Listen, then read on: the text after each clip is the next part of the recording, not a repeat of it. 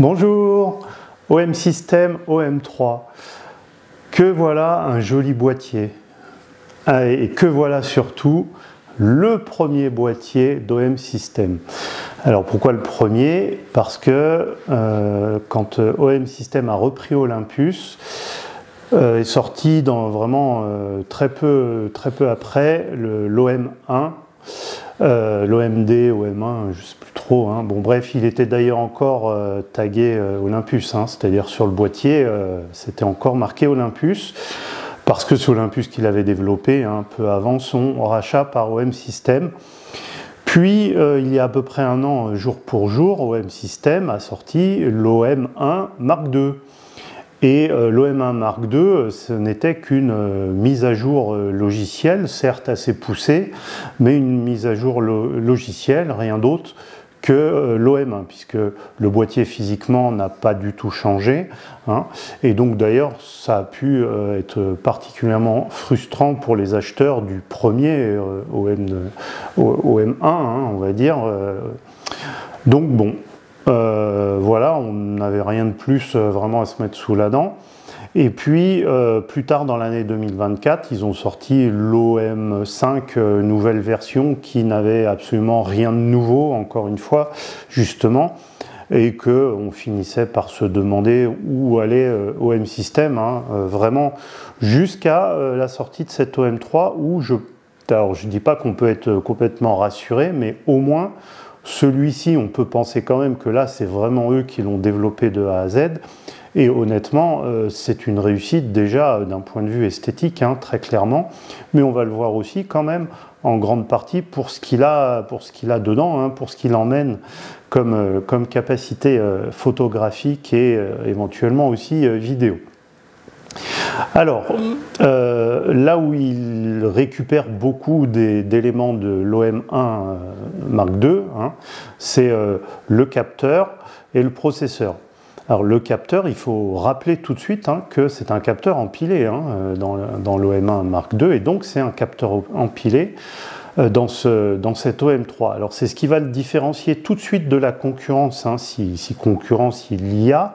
Si on va chercher certains boîtiers APS-C qui pourraient, on en reparle un peu plus loin hein, dans cette vidéo, qui pourraient s'ériger en concurrent de cet OM3.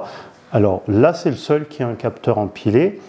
Et c'est un avantage certain hein, en termes de rolling shutter dès qu'on va passer en obturateur électronique, que ce soit en photo comme en vidéo, bien entendu. Donc ça, c'est pour le volet capteur empilé. Ensuite, ce capteur, il a une résolution de 20 mégapixels. Alors, on est en micro 4 tiers. 20 mégapixels, c'est bien. Hein, je veux dire, alors oui, Panasonic monte jusqu'à 25 mégapixels sur par exemple le G9 II ou le GH7. Entre 20 et 25, il n'y a pas une grosse différence. Et puis, on n'imagine pas du micro 4 tiers à 35 ou 40 mégapixels. Ça ne serait pas raisonnable hein, en taille des photosites, évidemment.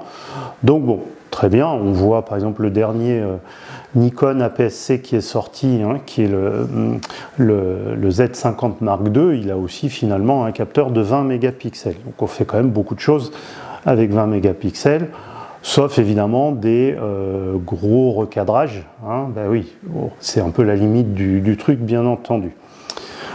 Alors donc sur le volet capteur processeur, voilà ce qu'on a, donc c'est quand même très bien. Hein. Ça autorise aussi des rafales vraiment très rapides. Alors chez OM System, c'est toujours un peu, il y a toujours un petit truc quand même hein, qui chagrine. C'est que la rafale très rapide, c'est 50 images par seconde en obturateur électronique, bien sûr, hein, avec suivi autofocus, mais c'est uniquement avec certains objectifs vraiment les plus chers hein, de la gamme OM System Olympus, et pas avec les autres. Et avec les autres, c'est 25 images par seconde. Et là, on va dire, malheureusement, pour du micro 4 tiers, ils rentrent vraiment dans le rang. Je veux dire, on a certains plein format qui font mieux. Hein. Pour le même prix, on va y revenir après, au prix aussi, bien sûr. Donc, voilà, ça souffle un peu le chaud et le froid sur ce volet-là. On va dire que techniquement, il peut quand même monter à 50 images par seconde. Alors, en photo, toujours, c'est un boîtier OM System, hein, ex Olympus. Donc, il est évidemment au point sur tout ce qui est photo computationnelles, hein, comme on dit, c'est-à-dire des fonctions vraiment qui le rapprochent de ce qu'on a sur un smartphone quand on l'utilise en photo. Hein. Donc ce qui manque d'ailleurs, des fois, on peut le voir comme ça hein, chez les autres constructeurs. Bon, Olympus, ils avaient développé ça déjà, hein, et OM System l'a bien repris. Donc tout ce qui est notamment entre guillemets, les faux filtres ND intégrés qui servent qu'en photo malheureusement et pas en vidéo, mais bon, le Live Composite aussi, le Pixel Shift qu'on peut maintenant faire aussi à main levée, hein, jusqu'à 50 mégapixels. Alors avec des restrictions quand même évidemment, hein, il n'y a pas de magie, mais bon, c'est quand même pas mal, hein, et toujours au niveau Pixel Shift, sur trépied avec vraiment un paysage où il n'y a pas un souffle de vent ou en photo de studio, là on monte quand même à 100 mégapixels, donc c'est pas mal, hein, vraiment au niveau des fonctionnalités. Alors après, si on reparle un petit peu de l'autofocus d'OM System, le dernier qui est celui du OM1 Mark II. C'est un bon autofocus, on va dire, mais on s'arrête là. Hein. C'est-à-dire, c'est pas quand même du niveau des meilleurs, ça c'est sûr. C'est peut-être pas du niveau des derniers Nikon non plus. Hein. Ça serait plus comparable à Fuji, et moi, à mon avis, pour avoir été utilisateur de Fuji, je pense que même Fuji est un petit peu au-dessus quand même en matière d'autofocus. Bon. Alors, cela dit, quand même, sur ce boîtier-là, il va être aidé par le capteur empilé, hein, l'autofocus, le fait qu'il y ait une lecture très rapide des données. Alors, attention quand même, hein, c'est un capteur empilé, certes, mais c'est pas non plus un capteur empilé méga rapide, hein, comme on peut avoir dans certains boîtiers plein format vraiment très haut de gamme. Hein. C'est un boîtier qui a une vitesse qui est la moins rapide de tous les capteurs empilés, mais qui est plus rapide que le plus rapide des capteurs non empilés. Vous voyez un peu où ça se situe, quoi. Voilà. Donc en tout cas, ça le met à l'abri de certains problèmes encore une fois, hein, que vont avoir les concurrents en termes de rolling shutter. Lui, ça le met en grande partie à l'abri. Voilà. Donc là-dessus, voilà. Après, on a chez OM System et Olympus, hein, on a toujours eu une excellente stabilisation, hein, due à la taille justement assez réduite du capteur. Ça a souvent été les rois vraiment de la stabilisation. Alors ça va être encore le cas. On peut quand même noter qu'il y a une petite restriction par rapport à l'OM1 Mark II. Hein, il est donné pour un stop de moins. La stabilisation est donnée pour un stop de moins que l'OM1 Mark II. Bon, ça sera bon quand même, on s'en doute. Hein. Qu'est-ce qu'il a encore? Eh ben, par rapport à une certaine concurrence, c'est un boîtier entièrement tropicalisé. Hein. Et ça peut faire quand même une différence, hein, si c'est le boîtier qu'on emmène un peu partout, bien sûr. Il a aussi une construction haut de gamme, hein, c'est un boîtier métallique, ce OM3, hein, il n'y a pas beaucoup de plastique dedans, donc belle construction aussi. Je dirais belle ergonomie aussi, à part qu'il n'a pas de joystick, hein, ça c'est quand même c'est commun aussi dans cette gamme de boîtiers, mais enfin c'est un peu dommage pour bouger les collimateurs autofocus. Cela dit, il a un bon pad arrière, hein, et puis vraiment les molettes, tout, on voit que c'est bien dimensionné, on sent que c'est bien ergonomique, voilà, parfait même à ce niveau-là, hein, vraiment. Le viseur, bon, c'est commun à la concurrence aussi, malheureusement c'est le viseur 2,36 millions de points, donc c'est un petit peu juste, hein. C'est un peu dommage d'ailleurs. Bon, après, qu'est-ce qu'on a? On a un écran sur rotule. Alors, bon, moi si vous suivez mes vidéos depuis un moment, vous savez que je suis plutôt défenseur de l'écran sur rotule, ou en tout cas de l'écran qui peut se retourner, hein. Donc je préfère évidemment, comme je pense beaucoup, l'écran des derniers Sony qui fait tout à la fois, hein, qui peut rester dans l'axe mais aussi être sur rotule. Bon, mais à tout prendre, si on n'a pas le choix, je préfère quand même l'écran sur rotule. Alors, sur un boîtier comme celui-ci, j'avoue que ça se discute un peu parce que ça, c'est quand même un boîtier, je pense, quand même plus orienté photo que vidéo. et notamment photos de reportage, photos de rue, et là où on aime bien avoir l'écran, si on est appelé un peu à le relever, hein, on aime bien l'avoir dans l'axe, et là évidemment ça ne sera pas le cas avec un écran sur rotule. Donc ça se discute à mon avis, hein. Alors après par contre ce qu'il y a de bien c'est que quand il est fermé cet écran, hein, et moi je répète, hein, comme je dis des fois, quand on fait de la photo on n'a pas tout le temps besoin que l'écran soit ouvert, hein, je veux dire, et c'est un plaisir de prendre des photos au viseur sans que l'écran soit forcément ouvert. Et là, quand on le voit fermé, cet écran, il est beau, hein, enfin le dos, hein, je veux dire, est texturé vraiment. Là, on dirait vraiment un appareil argentique, hein, complètement, là, je veux dire, de dos comme de face, parce que oui, au fait, cet appareil ressemble beaucoup à l'OM1 argentique. Hein. Donc ça a été la volonté, hein, des développeurs, et c'est réussi, hein, très clairement. Alors du coup c'est un boîtier c'est du micro 4 tiers, donc qui est pas trop lourd, hein, pas trop gros. Il n'est pas super léger non plus, bah oui, on n'a rien sans rien, il est en métal, hein, quand même. Donc voilà. Après, ce qui est bien, c'est que c'est un boîtier justement qui manquait jusque-là dans le micro 4 tiers. Parce que si on regarde chez Panasonic, on a l'excellent G9 II et le superlatif GH7, qui sont des super boîtiers, alors pour le coup plus polyvalents que cet OM3, hein, très clairement photo-vidéo, mais c'est des boîtiers, c'est des gros boîtiers, hein, là pour le coup, alors le GH7 il est énorme même, hein. C'est des gros boîtiers modernes, hein, avec un look très moderne, qui ne cadre pas forcément avec ce qu'on attend d'un micro 4 tiers. Alors je dirais même que le OM1 Mark II, c'est un boîtier alors qu'on a très bien en main, hein, qu'on va associer volontiers à des gros objectifs pour la photo animalière ou autre. Pour autant, c'est un boîtier qui fait l'encombrement et le poids de beaucoup de plein format. Et Panasonic, qui avait dans sa gamme avant des boîtiers plus petits, justement, hein, en gamme micro 4 tiers, ne les a pas du tout renouvelés. Alors cet OM3 est vraiment une bonne surprise, hein, je pense, hein, pour les utilisateurs micro 4 tiers, parce que là, on a vraiment un boîtier plus compact, hein, qu'un G9 II, qu'un OM1 Mark II ou qu'un GH7, mais qui a vraiment le capteur, le processeur de l'OM1 Mark II et la plupart de ses fonctionnalités.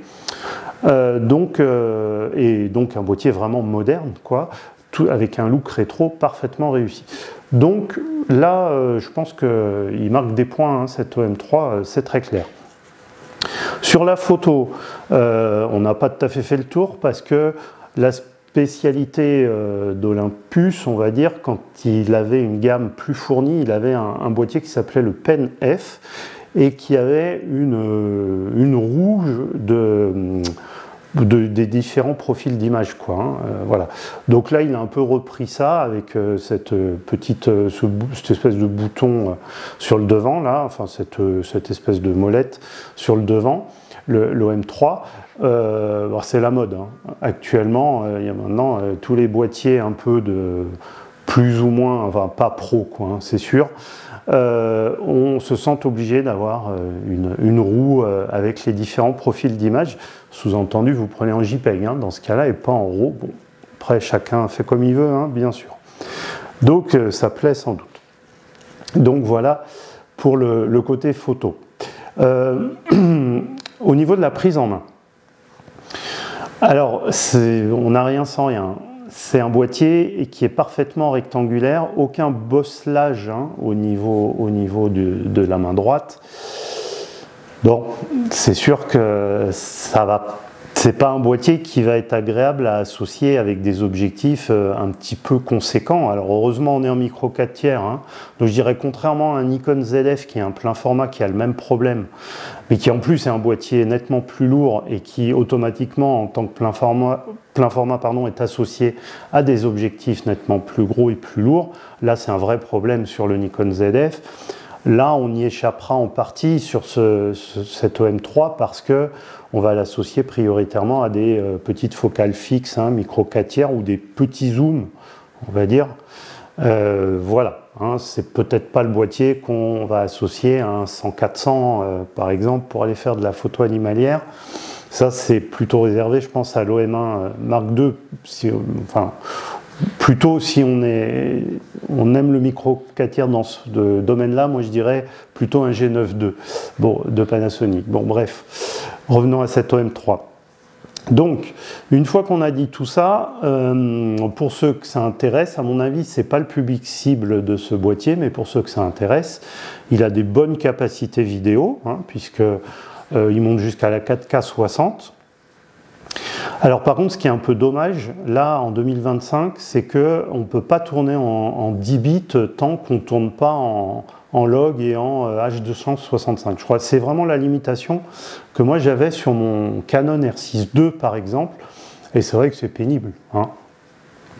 Donc aujourd'hui, les boîtiers qui font du 10 bits en vidéo, ce qui est devenu un peu la norme hein, quand même, c'est sous-entendu dans tous les formats d'enregistrement que c'est possible, quoi. Et ben là non. Bon, voilà. Après il a la Full HD 240, hein, voilà. On pourra compter comme en photo sur une très bonne stabilisation, là aussi, et là pour le coup sur l'écran sur rotule, si on a envie de se filmer, hein, là c'est sûr que c'est un avantage pour le coup. Voilà, alors bon, une fois qu'on a dit tout ça et que globalement, c'est une bonne surprise, moi je trouve ce boîtier, enfin j'allais dire, parce que moi j'y croyais plus du tout hein, à OM System honnêtement. Une fois qu'on a dit tout ça, il y a le placement prix. Et là le problème c'est que OM System, comme c'est, enfin, ils sortent très très peu de boîtiers et même d'objectifs, hein, depuis qu'ils ont repris Olympus. Je pense qu'ils n'ont pas trop le choix, ils préfèrent vendre peu mais vendre cher, quoi, en gros, hein, c'est un peu ça l'idée. Et là, bon, ce boîtier sera 2000 €, hein, 1999, bon. Et là, c'est trop cher, clairement c'est trop cher. Alors je sais bien qu'il ne faut pas dire « Ah ouais, c'est du micro 4 tiers à 2000 €, c'est n'importe quoi et tout ». Je veux dire, un GH7 par exemple, il coûte ce prix-là, mais alors lui, pour le coup, vu tout ce qu'il amène, surtout en vidéo, c'est justifié.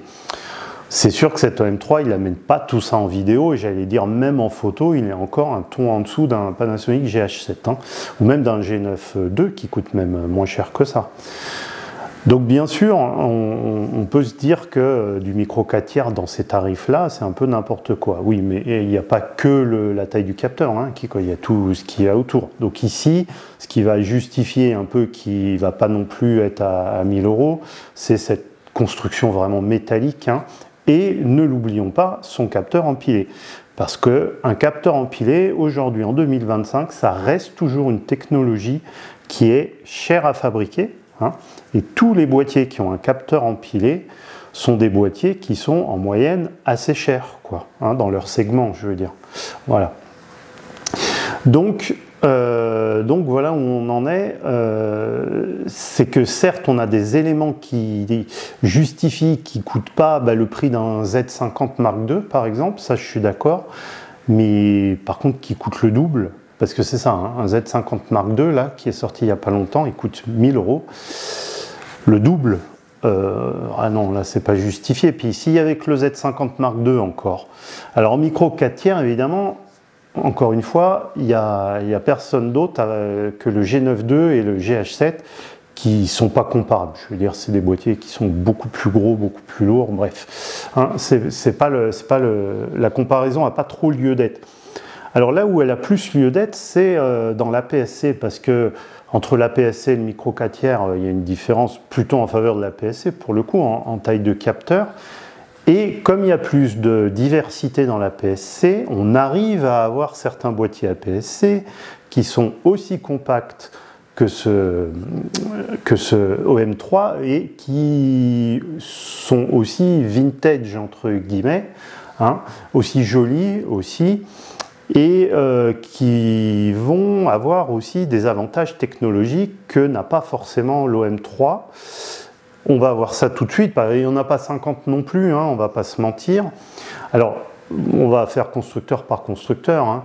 Donc, qui fait de la PSC, on va dire, il y a Canon, mais Canon en APS-C, ils ont des boîtiers c'est un peu comme le G9 II là, de Panasonic, certes, ils sont beaucoup moins chers que cet OM3, mais ils ne sont pas comparables au niveau du look et de la construction. Donc, même le Canon R7, qui lui est largement supérieur en photo, là, pour le coup, on ne va pas le comparer, ça serait un peu idiot, quoi.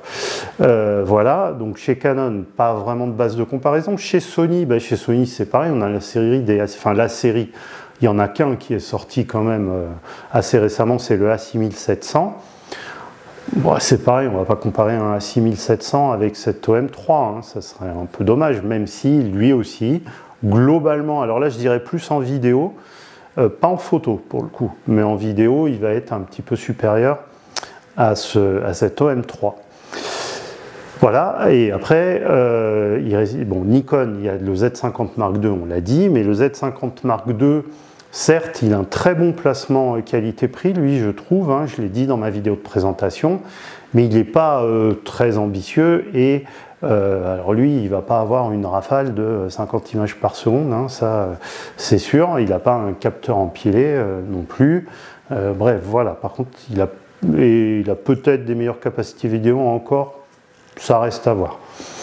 Voilà, et donc il reste évidemment Fuji.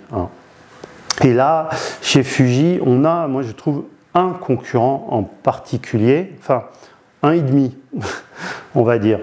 Celui que je vois bien, moi, en face, c'est le XT50. Parce que le XT50, il fait à peu près le même poids, le même encombrement. On va pas dire qu'il est moche quand même, le XT50, il a ce petit côté vintage aussi assez charmant. Voilà, alors c'est pas la même philosophie. C'est-à-dire que je dirais que l'un comme l'autre, ils ont un truc étrange dans leur placement, qui les rend chers tous les deux, mais quand même moins chers, on va le voir justement pour le XT50, c'est qu'ils embarquent chacun de leur côté une technologie qu'on ne voit pas trop l'intérêt vu le concept du boîtier. Je m'explique.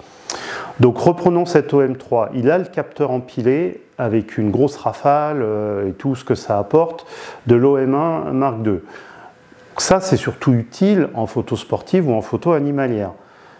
Vu le boîtier, ça paraît assez difficile de l'équiper vraiment d'un gros téléobjectif pour la photo animalière. C'est pas trop l'esprit de ce boîtier, donc voilà, c'est un peu étrange, on va dire. Et d'un autre côté, si on regarde le Fuji X-T50, il est doté d'un capteur 40 mégapixels. Lui aussi, ça va être utile, c'est utile souvent en photo animalière, les capteurs haute résolution pour recadrer, parce qu'on n'est jamais assez long en focale, en photo animalière finalement. Alors après, on peut aussi recadrer en paysage, là c'est différent bien sûr. Mais voilà, quand il est sorti, ce XT50, ça a été le débat de dire est-ce que c'était vraiment utile de mettre ce capteur 40 mégapixels, est-ce qu'on n'aurait pas plutôt pu mettre le 26 mégapixels qu'il y a dans le XS20, donc quand je dis 1,5, voilà, c'est parce qu'il y a aussi le XS20. Alors le XS20, lui, il a un capteur 26 mégapixels, il va être plus proche pour le coup en résolution de cet OM3. Il va quasiment rien lui lâcher en photo, en vidéo, sauf qu'il est beaucoup moins cher. Mais il ne fait pas vintage, il ne fait pas partie de la gamme Fuji qui fait vraiment vintage comme le XT50, donc il va être moins concurrent. Donc revenons au XT50, donc il a le capteur 40 mégapixels. Alors pour qui voudrait recadrer assez fortement dans certaines situations. Alors là, c'est un avantage clair par rapport à l'OM3, bien sûr.